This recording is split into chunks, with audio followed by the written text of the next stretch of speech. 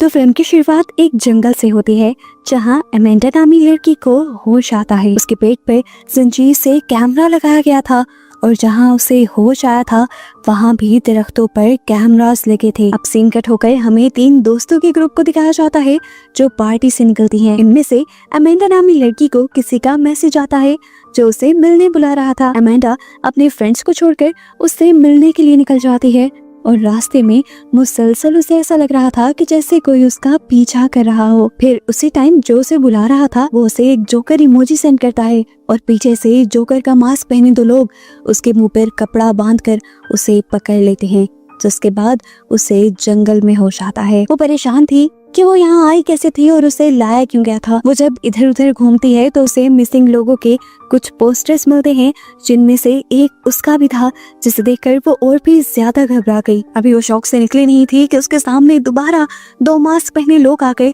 जिन्हें देखते ही वो डर गई और इन मास्क पहने लोगों ने उसे एक इंजेक्शन लगाकर बेहोश कर दिया।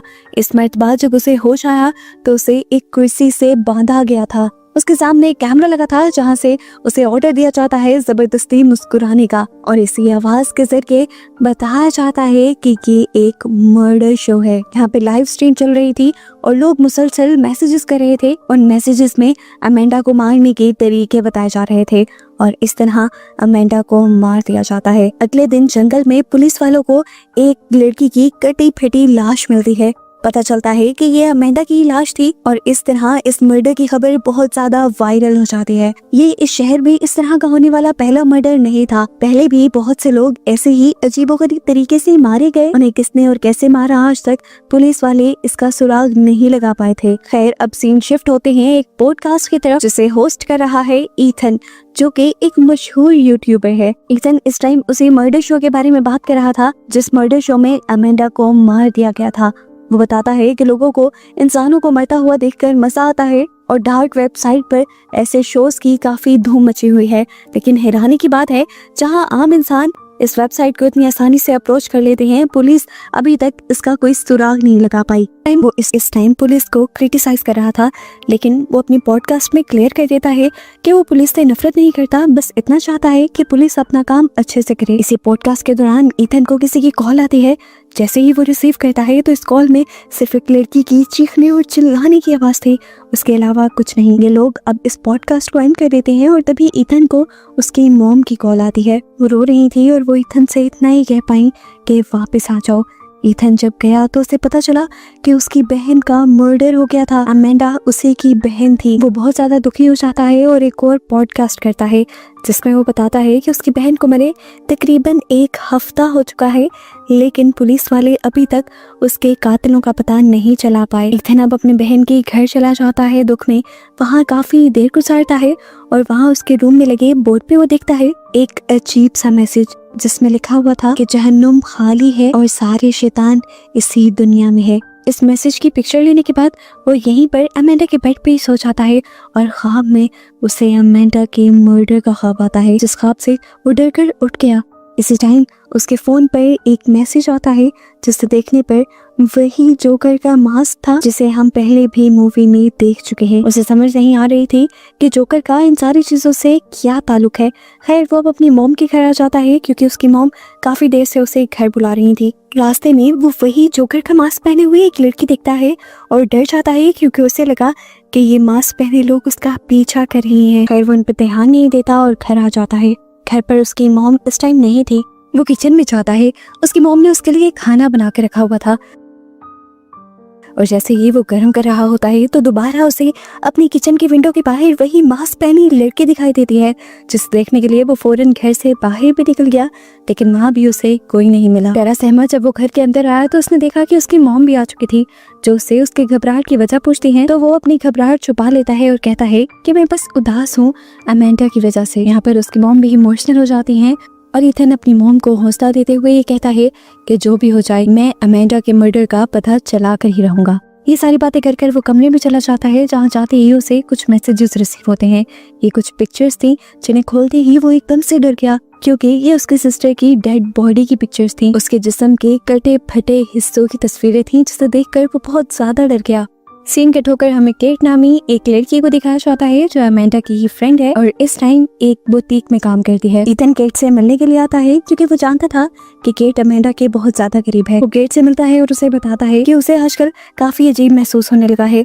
उसे ऐसा लगता है कि जैसे कोई लगातार उसका पीछा कर रहा हो और उसे अमेंडा की मरी हुई पिक्चर्स भी कोई भेज रहा है। उसे धमकियों वाले ईमेल्स भी आ रहे हैं और इन्हीं ईमेल्स और पिक्चर्स में उसे अमेंडा के साथ केट की भी पिक्चर नजर आई थी। वो केट से कहता है कि तुम जो कुछ भी जानती हो मुझे बता दो। यहाँ पर केट डर जाती है और उसे सब बताने के लिए तैयार हो जाती। वो बताती है कि मैंने, अमेंडा ने और हमारी एक और दोस्त ने मिलकर डार्क वेबसाइट को खोला था जहाँ पर हमें ये मर्डर शो मिला, जहाँ पर एक लड़की बैठी हुई थी और उसे टॉर्चर किया जा रहा था। सभी लोग उसे टॉर्चर करवाने के लिए पैसे भी दे रहे थे और ऐसे ही अमेंडा ने भी एडवेंचर में उसी शो में पैसे भेज दिए और कहा कि इस लड़की के नाखून काट दो। लेकिन उन लोगों ने उस लड़की के नाखून काटने के बजाय स्क्रीन पर ही उसका गला काट दिया, जिसकी वजह से ये तीनों बहुत ही ज्यादा डर गई और उस दिन के बाद से इस गिल्ट में आ गई कि उनकी वजह से एक लड़की की मौत हुई थी। केट बताती है कि मैंने उस वेबसाइट के लिंक को कॉपी करने की भी कोशिश की और पुलिस को भी उसके बारे में बताने की कोशिश की, लेकिन हर मर्तबा वो लिंक फेक निकलता है। यानी उस साइट का लिंक जल्दी चेंज हो जाता है और उसे कॉपी करना या ट्रेस करना बहुत ही ज्यादा मुश्किल है। ईथन कहता है इसका भी मेरे पास एक सोल्यूशन है, मुझे एक हैकर के बारे में पता है जो हमारी इस काम में मदद कर सकता है। केट ये भी बताती है कि तुम उनकी वीडियोस को ऑनलाइन डार्क वेब पर देख भी सकते हो। ईथन जल्दी से उस वीडियो को सर्च करता है जो वीडियो एक अजीब डरावनी आवाज से स्टार्ट होती है।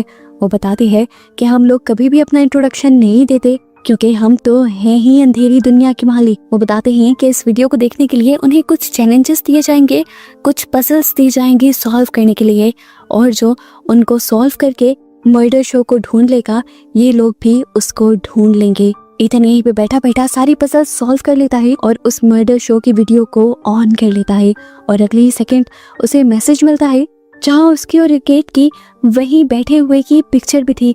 इस पिक्चर को देखकर ये दोनों डर जाते हैं। ईथन फौरन से इधर उधर देखता है, बाहर निकल कर देखता है क्या उसके ऊपर कोई नजर रख रहा था, लेकिन इनके आसपास कोई भी नहीं था और इस चीज से ये लोग और भी ज्यादा डर गए। ये लोग डरते हुए अब शैडो मंकी से यानी उस हैकर से मदद मांगने के लिए जाते हैं जिसका ईथन को पता था। शैडो मंकी इनकी सारी बात सुनते ही इनकी मदद से इनकार कर देता है और कहता है कि अगर वो पहले से ही इनके फोन्स और कंप्यूटर्स को हैक कर चुके हैं तो इसका मतलब वो लोग कुछ खतरनाक भी कर सकते हैं। उसकी बातें सुनकर ईथन बहुत ज्यादा इमोशनल भी हो जाता है और गुस्से में भी आ जाता है। इस चक्कर में वो शैडो मंकी से बहुत ही अजीबोगरीब बातें कह देता है तो शैडो मंकी भी अब उसकी बात मानने को तैयार हो जाता है और उसकी तसल्ली सुनकर केट और ईथन उसके घर से बाहर निकल आते हैं। केट ईथन से कहती है मुझे नहीं लगता कि शैडो मंकी हमारी कोई मदद करेगा। तब ईथन उससे कहता है कि शैडो मंकी मेरी पहले 6 केसेस में मदद कर चुका है, वो अजीब तो है थोड़ा लेकिन काम वो अच्छा करता है।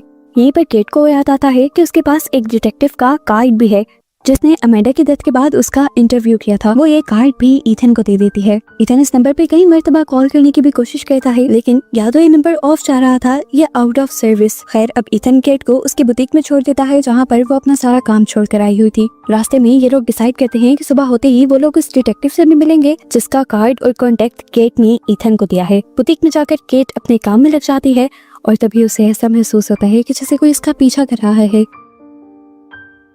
वो खुद भी बाहर की तरफ जाती है तो वहाँ कोई भी नहीं था। वो वापस आकर अपनी जगह पर बैठ जाती है और इतनी ही देर में ईथन भी उसे वीडियो कॉल कर लेता है। काम करते हुए ये लोग इस केस पर भी वर्क करना चाहते थे। बातें करते हुए इनकी दोस्ती भी काफी अच्छी हो जाती है और तभी यहाँ की लाइट भी चली जाती है। केट उठकर फ्यूज देखने के लिए जाती है तो तभी उसे अजीबोगरीब आवाजें भी अब सुनाई देने लगी थी। केट पीछे मुड़ कर दिखती है तो वहाँ पर एक क्लाउन टॉय था जिसके अंदर से वो क्लाउन वाला म्यूजिक बज रहा था। ईथन जल्दी से केट को वहाँ से भाग जाने को कहता है क्योंकि उसे पीछे एक साया दिखाई दे रहा था। केट ने जब पीछे मुड़कर देखा ये वैसे ही जोकर का मास्क पहने एक लड़की थी जैसे मास्क पहने लोगों ने अमेंडा का मर्डर किया था। इससे पहले कि वो वहाँ से भागकर कुछ कर पाती उस पर हमला करके उसे बेहोश कर दिया जाता है जिसके बाद का उसे कुछ पता नहीं चलता। ईथन जो अपने फोन से ही सब कुछ देख रहा था वो केट की मदद भी नहीं कर पाता। जोकर का मास्क पहने वो लोग इस फोन को उठाते भी हैं तो ईथन उन्हें धमकी देता है कि मैं तुम्हें ढूंढकर मार दूंगा, लेकिन वो तो उसकी बात को सुनते ही नहीं। यहाँ दिखाया जाता है कि जब केट को होश आया तो उसे एक छोटे से पिंजरे में बंद किया गया था और उसके सामने एक कैमरा लगा था। यहाँ उसे किसी की जानी पहचानी आवाज सुनाई देती है और उसे पता चलता है कि ये केट और एमेंडा की एक दूसरी दोस्त थी, जिसे भी उसी की तरह किडनैप करके यहाँ पर लाया गया था। ये दोनों डर रही थी और ये बात कर रही थी कि आगे इनके साथ क्या होगा, इन्हें तो पता भी नहीं। बातों ही बातों में यहाँ का गेट खुलता है और केट की दोस्त को ये लोग जबरदस्ती यहाँ से ले जाते हैं। हालांकि केट रोती हुई इन्हें रोकती भी रह जाती है। थोड़ी देर में एक दूसरा मास्क पहना आदमी आता है एक बड़ा सा इंजेक्शन लेकर और केट को वो इंजेक्शन लगाते हुए बेहोश कर देता है। यहाँ पे हम देखते हैं कि ईथन केट की मदद करने के लिए पुलिस स्टेशन पहुंच चुका था, जहाँ पे डिटेक्टिव साचा उसे मिल गए। ये वही डिटेक्टिव थे जिसका कार्ड गेट ने उसे दिया था। ईथन उनको सब चीजों के बारे में बताता है, उन डॉल्स के बारे में जो वहाँ से मिलती हैं, जहाँ से लड़कियों को या किसी को भी किडनैप किया जाता है। वो बताता है कि जिस किसी ने भी केट को और उससे पहले उसकी बहन को किडनैप किया था, वो लोग जोकर का मास्क पहने अपने हुलिये छुपा के रखते हैं और ये सब डार्क वेब पे मर्डर शो के नाम से वो लोग दिखाते भी हैं। मैंने भी उस डार्क वेब को खोलकर उन वीडियोस को देखा है और उसके बाद से वो जोकर का मास्क पहने लोग मेरे भी पीछे पड़ चुके हैं। यहाँ तक कि वो तो मेरा पीछा करते करते मेरी मॉम के घर तक आ गए थे और मैंने केट की किडनैपिंग के दौरान भी उन्हीं लोगों को वीडियो कॉल पर देखा था। डिटेक्टिव उसकी सारी बातें तो सुन लेता है और कहता है, मुझे लगता है ईथन तुम्हें अच्छी नींद की जरूरत है, पता नहीं क्या उलफुल कहानियां बना रहे हो। सादा सी बात थी कि वो ईथन की कंप्लेन पर कोई भी एक्शन नहीं लेते।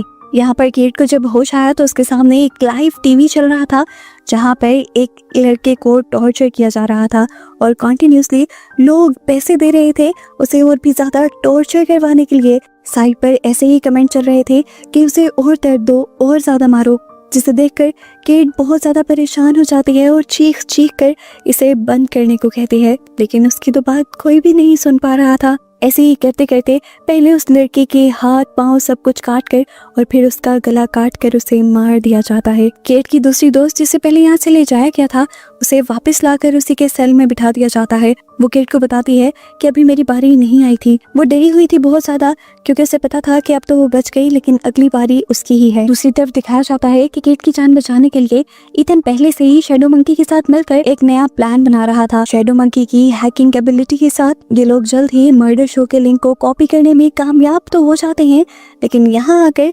हैकर को पता चलता है कि इस साइट का लिंक मिलना सिर्फ मर्डर शो वालों का ट्रैप था। वो उसे मैसेज देते हैं कि अब अगली बारी तुम्हारी है।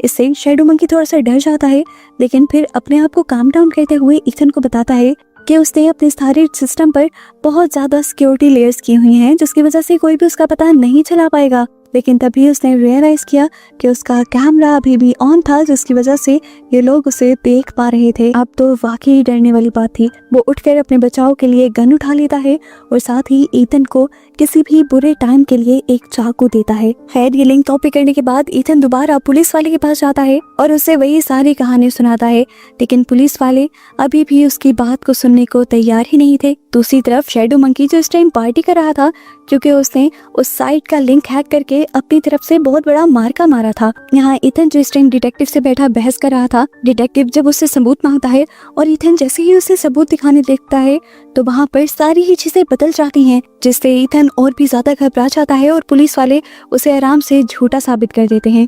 लेकिन वो जानता था कि यहाँ पे क्या हो रहा है। वो जल्दी से वहाँ से निकलता है और शैडो मंकी को कॉल कर कर उसे वार्न करने की कोशिश करता है। वो उसे बताना चाह रहा था कि मर्डर शो के लोग उसके इस खुफिया घर को ढूंढ चुके हैं, लेकिन शैडो मंकी उसकी बात पे ध्यान नहीं देता, बल्कि अपने काम में लगा रहता है, क्योंकि उसे ये पता चलाना था कि आखिर मर्डर शो किस लोकेशन पर चल रहा है। और IP एड्रेस के जरिए वो ये बात पता भी चला लेता है। और जैसे ही उसने एड्रेस का पता चलाया तो उसके कंप्यूटर्स हैक कर लिए गए और स्क्रीन पर वही जोकर वाली पिक्चर्स चलने लगी। पीछे से कोई जबरदस्ती उसके घर के अंदर आ गया। ये जोकर का मास्क पहने दो वही लोग थे जो मर्डर शो चला रहे थे, और आखिर अपने मर्डर शो को सबसे छुपाने के लिए इन्हें शैडो मंकी को भी मारना पड़ता है। जितनी देर में यहाँ पर ईथन पहुंचा तब तक काफी देर हो चुकी थी। वो लोग पहले ही शैडो मंकी को मारकर यहाँ से जा चुके थे और उसके तीनों कंप्यूटर की स्क्रीन पर मर्डर शो का इंट्रो चल रहा था। वो अब शैडो मंकी की तलाशी लेता है, क्योंकि शैडो मंकी ने उसे बताया था कि वो मर्डर शो का एड्रेस कॉपी करने में कामयाब हो गया है। और फाइनली ईथन को शैडो मंकी की पॉकेट से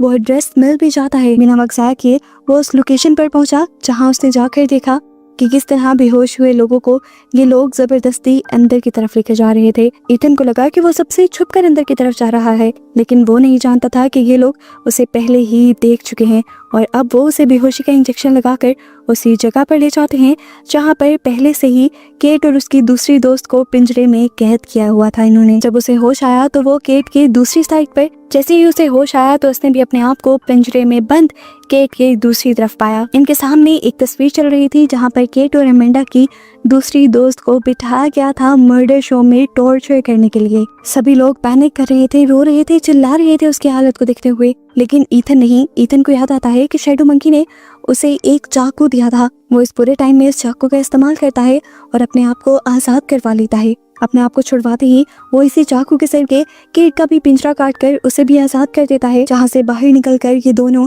लड़ने का फैसला करते हैं। ये लोग वही ईथन का छोटा सा चाकू लिए हुए एक रूम में जाते हैं जो कंट्रोल रूम था। यहाँ पर बहुत सारी कंप्यूटर स्क्रीन्स थी और मास्क पहने एक लड़की जो इन्हें देखते ही अपने नुकीले पंजों से ईथन के ऊपर वार करने की कोशिश करती है, लेकिन तभी पीछे से केट आकर उस पर चाकू स्टैब करते हुए उसे नीचे गिरा देती है। इससे पहले कि ये लोग नीचे देखकर उसे मार पाते वो यहाँ से गायब हो गई।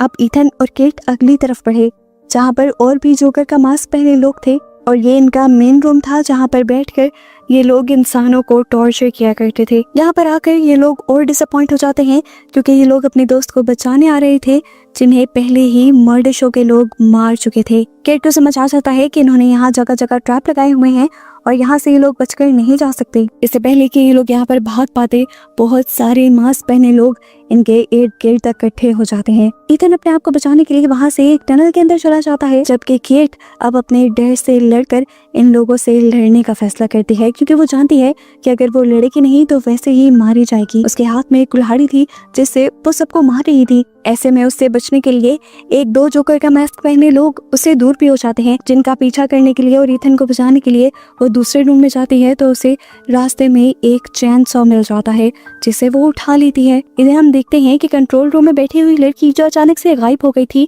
वो वापस कंट्रोल रूम में आकर अलार्म बजा देती है और तभी एक कुल्हाड़ा लिए आदमी आ जाता है जो ईथन को ढूंढकर उसे मारने ही वाला था, लेकिन उससे पहले ही पीछे से केट ने आकर उसे चैन सॉ से मार दिया। अपने हाथ में चैन सॉ होने के बाद केट किसी से नहीं डर रही थी। उसके सामने जो भी आ रहा था वो उसे चैन सॉ से मार रही थी और इससे पहले कि वो असली मर्डर शो के ओनर को मार पाते वो आखिरी बंदा वैन में बैठकर यहाँ से भागने में कामयाब हो जाता है। अब सीन कट होकर हमें कुछ महीने बाद का सीन दिखाया जाता है। जो कुछ केट और ईथन ने किया था, सीरियल किलर्स के एक ग्रुप को उन्होंने मारा था, ये काम तो पुलिस भी नहीं कर पाई थी। सारे मीडिया के लोग पुलिस से उन सब चीजों के बारे में सवाल करते रहे, लेकिन पुलिस वालों के पास इन सब चीजों का कोई जवाब नहीं था।